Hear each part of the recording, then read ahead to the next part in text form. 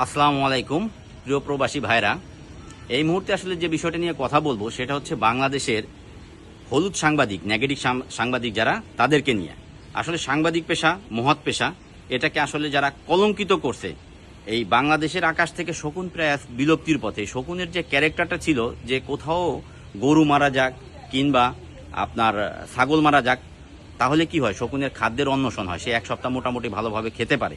আর এখনকার সাংবাদিকরা ঠিক তেমনি, যে তারা নেগেটিভ নিউজের জন্য কোথাও অ্যাক্সিডেন্ট হোক, কোথাও আগুন লাগুক, কোথাও লঞ্চ ডুবে যাক কিংবা কোথাও প্লেন ক্রাশ হোক, তাহলে কি হয়, তাদের জন্য ঈদের দিন শুরু হয়। এই কথাগুলো আসলে বলতে গেলে খুবই কষ্ট লাগে কিংবা কষ্টের বিষয়, কিন্তু বাস্তব। বর্তমান সময়ে যে সাংবাদিকগুলো বের হয়েছে কিংবা যার হাতে ক্যামেরা আছে সেই তো আজকে সাংবাদিকতার দাবি করে, কিন্তু ওই সময় ওই মুহূর্তে এই সাংবাদিকদের কিংবা যাদের হাতে ক্যামেরা থাকে তাদের করণীয়টা কি মানুষ হিসেবে? যে তাদের পাশে দাঁড়ানো, ওই মানুষগুলোকে বাঁচানো। আগুন লাগছে, আমাকে পানি দিয়ে বাঁচাইতে হবে। আমার উচিত না যে ওই সময় ভিডিও করে এটা ভাইরাল করা। ভাইরাল করলে কি হবে তাতে?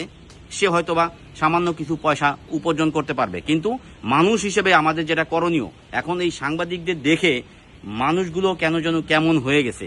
যাক, আমরা প্রত্যাশা করব যে প্রত্যেকটা সাংবাদিক কিংবা প্রত্যেকটা ক্যামেরাম্যান যখন যেখানে যেভাবে দুর্ঘটনা ঘটে, আমরা ওই ভিডিও করা বাদ দিয়ে মানুষকে বাঁচানোর জন্য আপ্রাণ চেষ্টা করব আমাদের সাধ্যমতো। প্রত্যেকে ভালো থাকবেন। আল্লাহ হাফেজ।